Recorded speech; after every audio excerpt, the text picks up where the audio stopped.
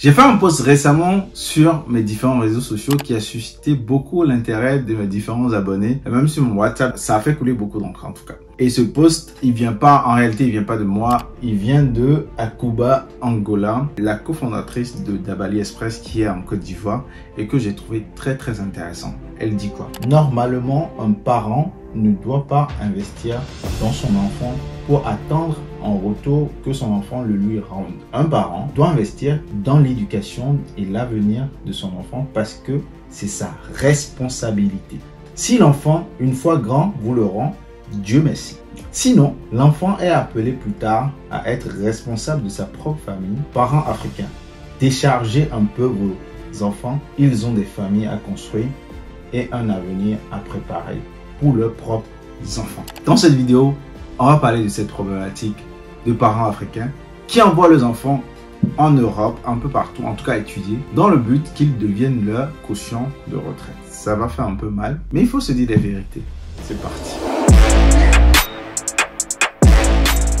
Salut à toi, je suis Ariel Agoudjogbe, entrepreneur en Afrique depuis quelques années maintenant. Et sur cette chaîne, je parle de liberté financière et d'entrepreneuriat, principalement vers le continent africain. Si ce sont des thématiques qui te parlent, n'hésite absolument pas à t'abonner, mais surtout à activer la cloche de notification pour ne manquer aucune de mes vidéos hebdomadaires. D'ailleurs, cet effet, j'ai écrit un tout petit livret intitulé le MBA de l'investisseur africain. C'est un tout petit livret qui se lit très rapidement. Dedans, tu vas retrouver les compétences et les aptitudes que tu dois développer pour entreprendre sereinement sur le continent africain, mais également une feuille de route, un plan d'action concret que tu peux suivre pour entreprendre tes activités sur le continent africain. Et en bonus, j'ai rajouté 10 idées très rentables que tu peux implémenter si tu débutes tes activités sur le continent. C'est dans la barre de description, tu cliques sur un petit lien et tu me dis à quelle adresse mail et je te l'envoie.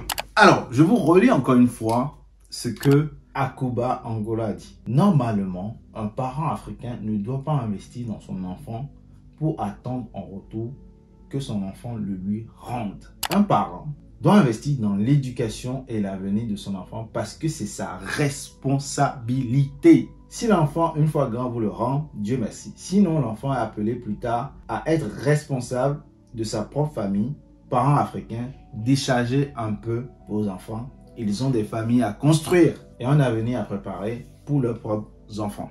Alors, il y a plusieurs choses dans ce sujet-là. J'ai même eu cette discussion récemment avec mon coiffeur qui est sénégalais. Effectivement, beaucoup de gens de la diaspora, ou même localement, pas que des gens de la diaspora, dans la famille, il y a toujours un enfant qui réussit un peu plus que les autres, généralement, ou eux tous ils réussissent. Et finalement, les parents deviennent une charge pour ces enfants-là. Et plus le temps passe aujourd'hui et que les enfants commencent à avoir leur propre charge, ça devient une problématique dans nos différentes sociétés. Ceux qui sont en Europe disent « j'envoie trop de l'argent au pays pour supporter la famille, j'ai aussi mes charges, je me retrouve à avoir plusieurs charges ». Ceux qui sont en Afrique disent « je n'arrive pas à joindre les deux bouts, je dois supporter ma famille, je dois travailler et moi-même mes enfants, je n'arrive pas à bien m'occuper d'eux ». Alors, quand on voit la situation de cette façon-là, on peut penser que c'est très ingrat pour un enfant de se dire que je n'envoie pas de l'argent aux parents. Mais ce qu'on doit tuer ici, ce n'est pas le fait qu'on doit dire aux enfants n'envoyez pas de l'argent à vos parents. C'est qu'on doit tuer la mentalité qui consiste à se dire que comme je ne sais pas comment je vais être à ma retraite, j'investis sur mon enfant pour que lui soit ma retraite plus tard. Et en discutant avec mon coiffeur qui est sénégalais, lui il m'a dit que, il m'a posé une colle parce que je n'ai pas réussi vraiment à lui répondre. Il m'a dit, oui, mais c'est un système comme un autre. Ici en Europe par exemple, il m'a dit, il y a un système, on cotise et à la retraite, vous touchez un minimum pour pouvoir vivre. D'ailleurs, c'est pour cela qu'ici en France, en tout cas, la retraite, c'est un sujet très délicat. On ne touche pas à la retraite des gens, les gens sont dans les rues parce que c'est compliqué. Si on touche à la retraite de ton père, il va se retrouver sans argent, il va devenir une charge pour toi, toi-même qui n'arrive pas à t'en sortir, ou il va se retrouver SDF très vite parce que les loyers vont pas bouger, vont seulement augmenter, les aliments, ça va augmenter, tout va augmenter sa prise en charge. Vu que tout le monde travaille ici, c'est pas comme en Afrique où les grands-parents sont à la maison, au moins on peut s'occuper d'eux, mais ici ils sont dans des maisons de retraite. Donc c'est une vraie problématique. Et lui il me disait que nous on a trouvé ce système là où en fait on investit sur les enfants deviennent une retraite pour les parents, le temps que les parents partent. Les enfants doivent accompagner. Du coup en fait c'est dans ce système là que nous sommes, que personne, aucun Africain ne peut laisser son parent mourir de faim, de soif, peu importe ce qu'il a. S'il a une maladie, tu vas te débrouiller pour t'occuper de lui parce que c'est ton parent, il s'est sacrifié pour toi. Et c'est vrai, ces parents-là se sont sacrifiés pour leurs enfants. Mais en fait, c'est ça que je veux dire. Il ne faut pas qu'ils se sacrifient dans l'idée que l'autre, il est sa caution de retraite. Et c'est là que ça pose un problème. C'est la mentalité qu'il y a derrière. Ce n'est pas le fait que je me sacrifie pour mon enfant, il va être reconnaissant. Je pense qu'un enfant bien constitué doit être obligatoirement reconnaissant avec son parent. Parce qu'un parent conscient qui t'a mis à l'école, qui a fait son devoir d'ailleurs, parce que ça reste un devoir, hein, t'a mis à l'école, t'a scolarisé, t'a mis dans les meilleures conditions pour que tu réussisses, tu dois être reconnaissant. Parce que quand tu vois dans d'autres contrées comment ça se passe, tu dois être reconnaissant envers la vie, envers Dieu, reconnaissant avec tes parents quand même. Et même pour les croyants, ils savent que le parent a une grande place dans la famille. Ton parent a une grande place pour toi. Alors, ce qui est important ici, que moi je veux décourager, surtout pour la diaspora, parce que c'est vraiment à cette cible-là que je parle, c'est que finalement, certains parents, en tout cas, pas que parents, hein, en tout cas, on va parler de famille en général, parce que même des fois, c'est pas les parents, c'est des oncles, c'est des tantes, deviennent des charges pour leurs enfants qui sont partis en Europe et qui deviennent, je sais pas, leur pompe sous 2-3 mouvements Western Union, j'ai tel problème, aide-moi à financer telle problématique. Quand les enfants rentrent en Afrique, oui, tu entends toutes les problématiques des gens. Oui, je veux investir dans telle chose, il faut que tu m'aides, je veux investir.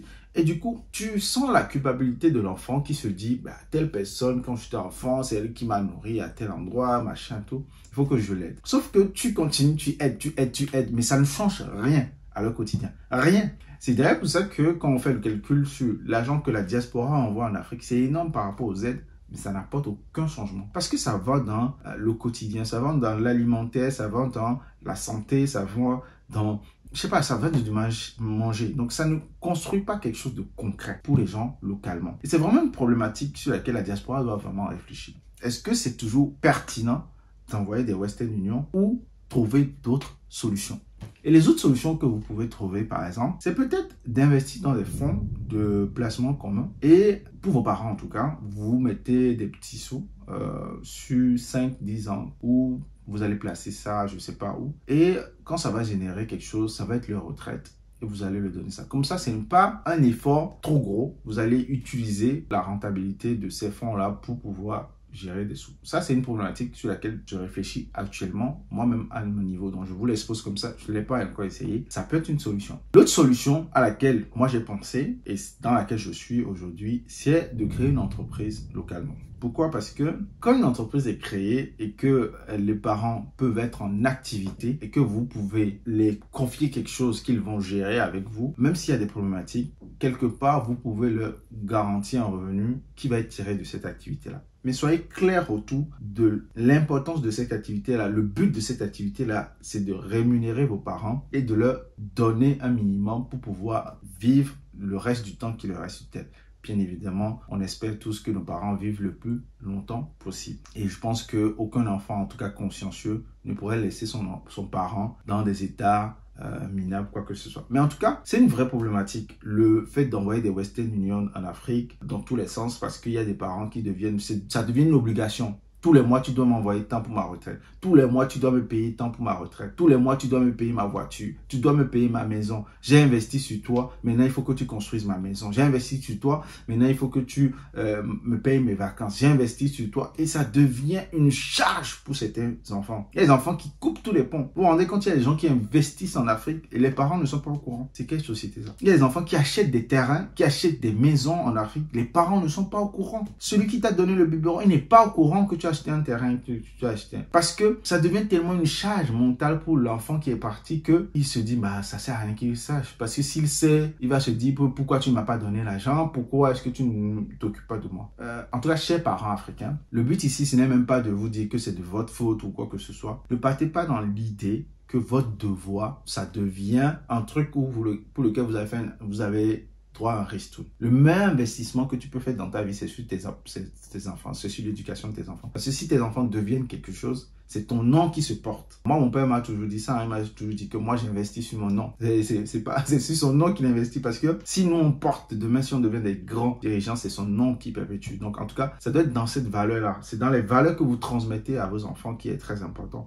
Ce n'est pas le fait que l'enfant, quand il parle, il envoie des westerns. Il va envoyer des westerns. Ça, c'est normal, ça. Aucun enfant peut voir ses parents, en tout cas consciencieux, voir ses parents dans une difficulté et ne pas agir. C'est contraire même aux lois de la nature. Mais ça ne doit pas devenir une obligation pour les enfants d'envoyer des westerns à des tantes, à des oncles tout le temps. Surtout qu'ils sont dans des réalités très complexes en Europe.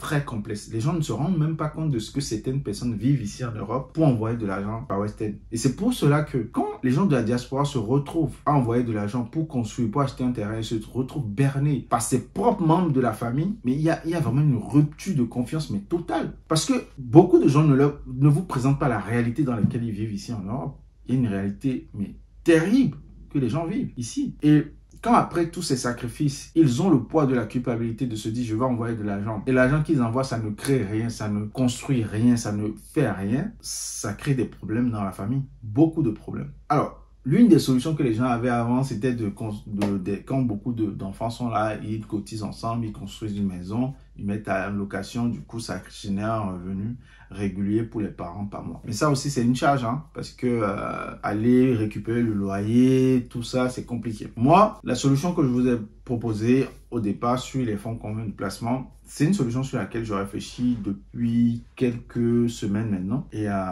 quand j'aurai en tout cas l'élément déclencheur ou quand je vais essayer et que je vais voir, je suis encore dans les calculs, je vais vous faire un retour là-dessus. Ça, c'est une solution. Mais l'autre solution aussi, c'est d'entreprendre, c'est de créer des business qui vont générer des sous pour que ce ne soit pas une problématique pour vous, pour que vous puissiez mettre vos parents à l'abri. Je suis conscient que tout le monde ne va pas entreprendre, tout le monde ne va pas investir en Afrique, mais il faut reconnaître que avoir une charge ou une pension alimentaire à envoyer, en plus des charges que les gens ont en Europe, c'est quelque chose qui est très pesant, très pesant. C'est d'ailleurs comme ça que les Western Union, tout ça se font de grosses marges, parce que la diaspora envoie énormément d'argent en Afrique. Énormément d'argent en Afrique. Tapez sur Internet, vous allez voir combien la diaspora, chaque diaspora envoie. C'est énorme. La diaspora contribue beaucoup. Les gens disent, oui, la diaspora fait quoi? La diaspora envoie beaucoup d'argent. Les systèmes de santé qui sont défaillants, ou si tu ne mets même pas un centime, les gens meurent. C'est parce qu'il y a la diaspora. C'est parce que des gens envoient des sous tout le temps. Sinon, mais ce serait des catastrophes sur catastrophes. Non, la diaspora envoie beaucoup d'argent. Cet argent est peut-être mal utilisé. Cet argent ne va pas dans des choses efficientes. Oui, mais la diaspora investit beaucoup en Afrique. La diaspora envoie beaucoup d'argent. Beaucoup d'argent. Donc, l'idée dans cette vidéo, c'est de dire, chers parents, soyez consciencieux de ce que vous faites. Ne vous dites pas que vous allez envoyer vos enfants étudier pour qu'ils deviennent vos cautions de retraite. Dans l'idéal, ce serait de préparer vous-même votre retraite. Ça pose même une problématique parce que dans nos contrées, on n'a pas encore de système clair pour la retraite des parents. Ça aussi, c'est à la nouvelle génération, du coup, qui se plaint de cette problématique-là, qui doit réfléchir à un nouveau système dans lequel on va trouver le moyen de mettre nos parents à la retraite sans que ce ne soit pas les enfants, sans que ce ne soit pas l'investissement qu'il a fait sur ses enfants. Donc, comment on veut construire notre société de demain? Comment on veut le faire? Est-ce qu'on veut continuer à avoir ce système où les parents investissent sur les enfants deviennent la retraite des parents et un coup, tu vas faire un enfant qui, lui, va te dire que mon niet, moi, je ne t'envoie rien. Donc, si tu comptes sur lui pour ta retraite, c'est fini. Donc en tout cas, est-ce qu'on veut perpétuer ce système-là ou est-ce qu'on veut trouver d'autres solutions? Je pense qu'il faut commencer à penser à d'autres solutions. Et chers parents, si vous n'êtes pas encore à la retraite, pensez à votre retraite avant. Surtout si vous êtes sur le continent africain, pensez à votre retraite, construisez votre retraite, que ce ne soit pas sur votre enfant. Bien sûr, il vous aidera, mais ne comptez pas que sur lui. Pensez d'abord vous-même à votre retraite, même si vous avez fait je ne sais pas quel sacrifice pour votre enfant, pensez aussi à votre retraite. Et lui sera un plus pour votre retraite, pas l'élément même de votre retraite. En tout cas, c'est ce que je pense. Et chère génération jeune, réfléchissons aussi au système de retraite que nous voulons dans nos différents pays. Comment on veut accompagner nos parents à se développer davantage parce qu'il faut le dire, ils ont fait des sacrifices énormes. Certains ont vendu tout ce qu'ils avaient pour envoyer leurs enfants en Europe. Certains se sont endettés jusqu'au cou pour envoyer leurs enfants en Europe. Ça, on ne le dit pas assez aux parents. on ne dit pas assez merci pour ça parce que à un moment, pendant que ses amis étaient en train de faire n'importe quoi, un parent a décidé de tout sacrifier pour quand même investir sur son enfant. C'est son devoir. Tout le monde a des devoirs. Hein. Il y a des gens qui ne font pas le devoir. Les enfants aussi ont des devoirs pour moi. Et le devoir d'un enfant, c'est d'honorer ses parents. Et du coup, quand vous voulez honorer de vos parents, vous devez bien faire les choses. Et bien faire les choses, c'est aussi de les accompagner, de les aider à préparer leur retraite. Ça ne sert à rien de dire oui, mes parents me demandent trop d'argent. Il faut discuter de cela. J'ai partagé en tout cas ce message sur mon Instagram, sur mon WhatsApp. J'ai reçu beaucoup de messages, des gens qui me disaient oui, tu as raison, je pense comme toi, mais je ne peux pas partager sur mes réseaux parce que je vais avoir des problèmes avec mes oncles, mes tantes, mes oncles. Moi, je suis libre, hein, je n'ai pas de problème avec qui que ce soit. D'ailleurs, même aucun de mes parents ne m'a écrit parce qu'ils connaissent bien mes positions. Je ne suis pas chiche quand je rentre. Je suis là, je suis avec les gens, je partage beaucoup. Donc, j'ai pas de problématique. Donc, je voyais même pas comment quelqu'un pouvait interagir sur ce sujet avec moi. La personne, je pense que de mon côté, les gens se sont dit, c'est même pas lui. En fait, il doit être en train de partager ça pour d'autres personnes. Mais c'est une réalité que connaissent les gens de la diaspora. C'est une réalité que connaissent même les locaux. Je connais plein d'amis qui sont restés localement. C'est eux qui portent toute la famille. Même, il y a des grands frères qui restent localement, travaillent localement, qui tiennent toute la famille, envoient leur petit frère à l'étranger. C'est trop. On ne peut pas charger une seule personne comme ça. Et l'autre chose aussi, il faut savoir, c'est que pour porter quelque chose, il faut être debout. Quelqu'un ne peut pas être couché, vous lui mettez des poids dessus encore. C'est pas possible. Il faut partager les charges. C'est très important. Et aussi, réfléchissez aussi à comment cet enfant-là va aussi transmettre les choses pour ses propres enfants, sa propre famille. Comment il va faire élever sa famille si vous le diminuez de tout ce qu'il a déjà. Comment lui-même va permettre à ses enfants d'aller beaucoup plus loin. C'est ça qu'il faut réfléchir sur le long terme. En tout cas, dites-moi ce que vous pensez de cette vidéo dans les commentaires. J'attends impatiemment vos commentaires sur ce sujet-là. C'est un sujet que la diaspora, beaucoup de gens ont un problème avec. C'est un sujet un peu tabou. Les gens en parlent très peu. Moi, j'ai pas de problème avec ce sujet-là. J'en parle même avec mes parents. Donc, dites-moi ce que vous en pensez dans les commentaires et à la prochaine vidéo. Ciao.